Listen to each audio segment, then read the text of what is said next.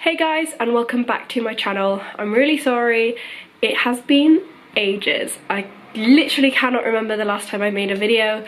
I have been crazy busy. I am in my second year of university and shit gets real. I have so much stuff to do, so I haven't actually had time to make a YouTube video.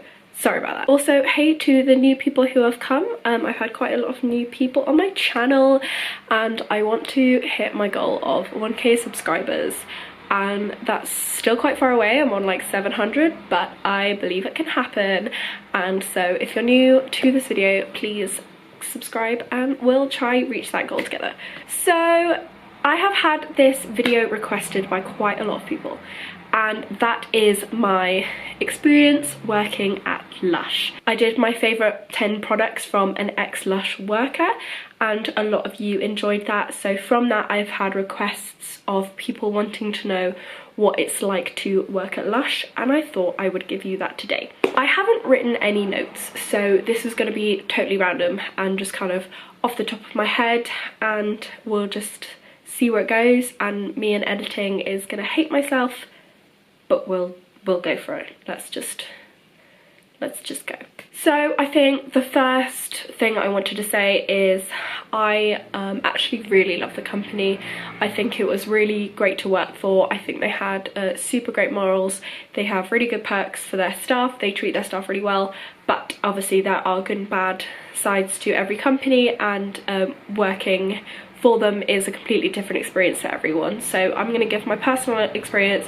I'm not going to share which store I worked at because I don't think that's fair. Even though I had a completely positive experience, I just want to leave this completely open. So I started working at Lush when I was 18. I literally finished my A-levels the day before I started my first shift, so I went straight from school into working. Basically not full-time. I wasn't full-time, but there was a point where I was working 5 days a week, so it completely depended on how many shifts I was doing that week. But they start you up on a 15-hour contract. I was actually employed as a Christmas temp, but I started it in June, and then I stayed from June to December, and I probably would have stayed on, but I moved, so I couldn't. So I just did my Christmas contract and that was it. I know quite a few people do group interviews. I actually didn't do a group interview because just of the timing I went in. So I just handed in my CV and then I went in and did a trial shift. I thought that trial shift went really badly. I was really scared approaching customers, and they do train you. They give you like half an hour training before they put you out on shop floor. They're not just going to chuck you into it, but it's still like terrifying because you don't know as much about the products. You have your basic training that either you've looked up yourself or that they have just told you, and it's a lot of just kind of running around being like, I don't know, but I'm gonna smile at you and hope you like me. The staff were really good to give feedback, and they allow you to like work on it throughout the shift, but I literally got into that office and I was like, nah, I've done really badly, and they actually gave me the job, so that worked out really nicely, and I was really happy because it was a company I really wanted to work for, and I was going into work straight after school, so it was great. So every employer will tell you this: first month is really terrifying. There is a lot you need to know, and they expect you to know it quickly.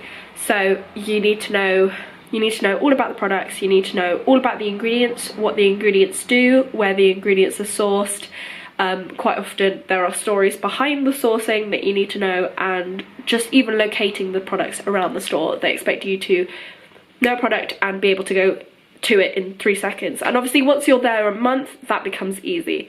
But that first section is really terrifying. Not only that, you're learning their new approach to customers and your speak to people. So even if you have worked in sales or retail before, it's a completely new approach. So they train you on how to speak to people. Once that month was over, and it was literally a day that I kind of just clicked and everything made sense, I still don't have a full knowledge of those products, and I still couldn't tell you what every ingredient does, but I have a huge amount of knowledge, and I could go into a store now and probably pick up a product I've never seen before and still be able to tell you about it, basically because of the ingredients.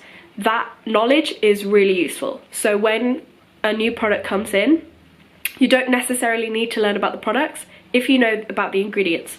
Obviously some ingredients are in quite a lot of products, so you can pick up 3 things and say 1 fact about like lavender.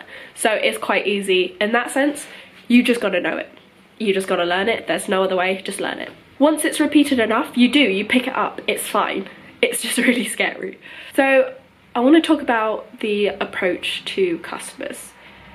So I see a lot of negativity about the way Lush employers interact with customers, and I think that is something that kind of needs to be approached. There is a training, there is a way that Lush wants you to speak to customers, but it is also down to the worker. In some stores, I do know that they will say to you, you have to say this, but I was given freedom. I was allowed to go into a conversation naturally and genuinely help people, because I didn't like it. I didn't like going into a Lush store and being hounded, so I wouldn't do it to other people. But I walk into a different store now and I'm completely ignored. So I think there's finding the comfortable middle that I tried to do, and I probably didn't, but I tried as best as I can to be there to help people, to tell them about the product, because a lot of them are unusual, and not just like follow them around the store and harass them. You are told you need to speak to every single customer. Not you personally, but a staff member has to speak to everyone.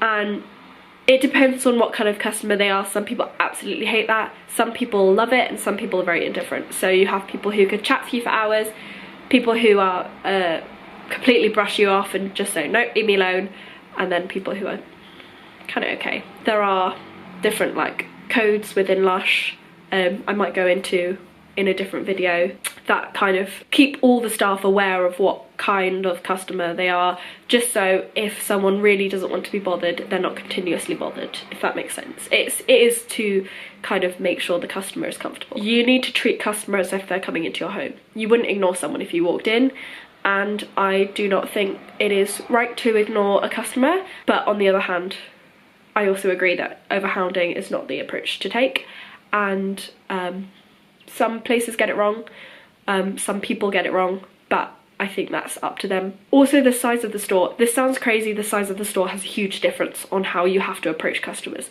because I've worked in both. Large stores are very much more, you have to go up to people, because there's a literal distance between you. You have to go and approach them. In a smaller store, you could be working and you can literally turn to someone and be like, are you okay? You all good? Do you need help? Nope, okay. That's not an actual interaction. That's not how I interact with customers. Lush are doing their best to try and make a customer feel comfortable. I don't necessarily think it's Lush's fault if an employer has approached a customer wrong. It's kind of down to the employer or their training. It depends. So talking about training, they do train you. It's really good, really great. When you're a Christmas temp, they have training like once a week just to keep you updated. I've also been sent to Bristol for training, and I got loads of skincare products from that, and it was the best thing ever. I have also been sent to London for spa training, and that was super fun. Both days I absolutely loved it. It was so nice to speak to other Lush employers, and it was just a really great organised day. I loved it. So on the training side, and they pay for everything, they pay for all your travel, so on that sense, yeah, training's great.